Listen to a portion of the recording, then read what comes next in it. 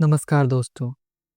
कभी आपने नोटिस किया है जब कोई आपसे पूछता है क्या हुआ है, तो आप जवाब देते हैं कुछ नहीं। लेकिन सच ये होता है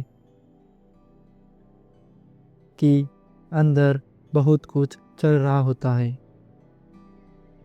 मन भारी होता है, दिल में बेचैन सा होता है, लेकिन शब्द शब्द नहीं मिलते। ये अजीब सी स्थिति होती है, फीलिंग होती है, लेकिन एक्सप्लेनेशन नहीं। दर्द होता है लेकिन नाम नहीं। और जब फीलिंग्स का नाम नहीं होता तो हम खुद भी उसे सीरियसली नहीं लेते। हम खुद से कहते हैं इतनी बड़ी बात नहीं है, सबके साथ होता है, मैं ही ज़्यादा सोच रहा हूँ। और यही से फीलिंग धीरे धीरे दबने लगती है। एक इंसान था,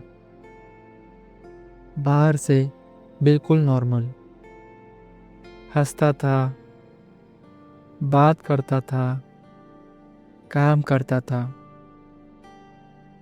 लेकिन जब वो अकेला होता तो उसे एक अजीब सी घबराहट होती।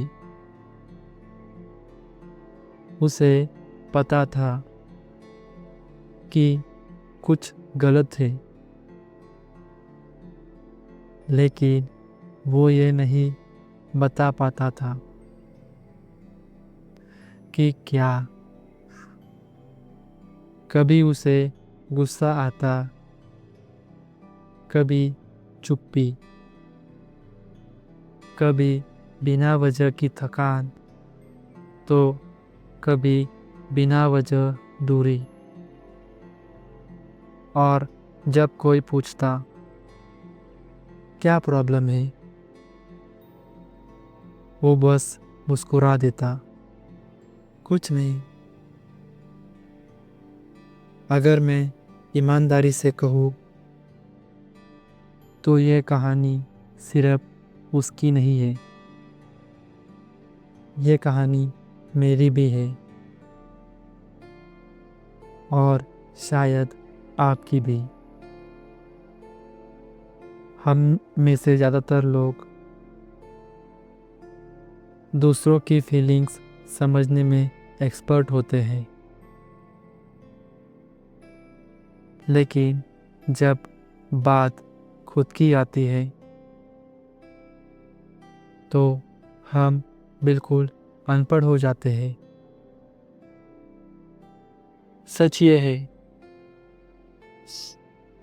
हम अपनी फीलिंग्स को शब्द इसलिए नहीं दे पाते क्योंकि हमें कभी सिखाया ही नहीं गया। हमें सिखाया गया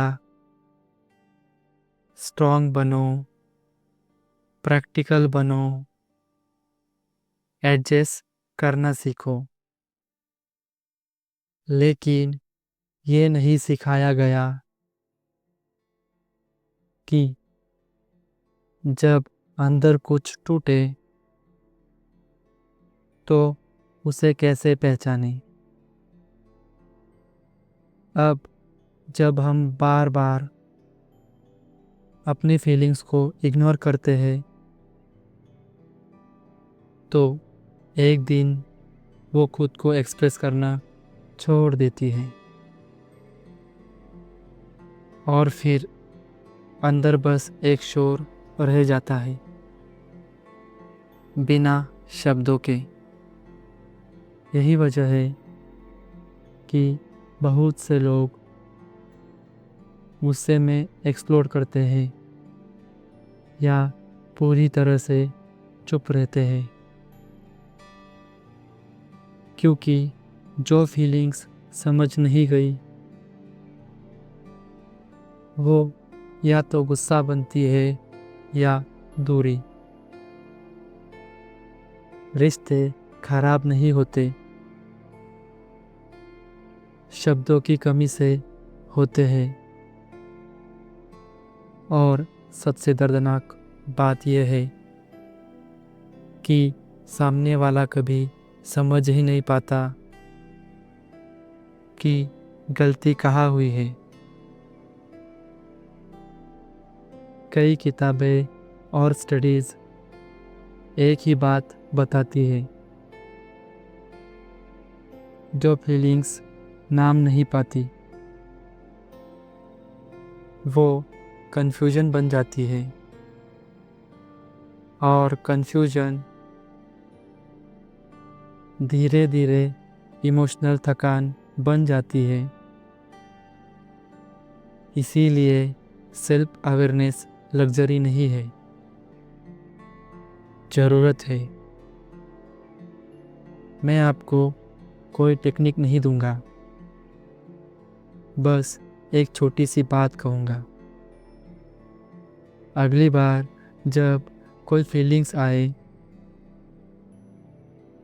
उसे तुरंत पुश मत कीजिए। खुद से बस इतना पूछिए,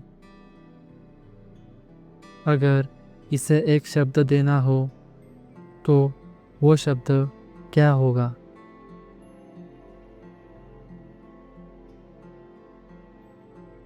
जो महसूस किया गया लेकिन कहा नहीं गया, वही सबसे ज़्यादा भारी होता है। थैंक यू दोस्तों, थैंक यू।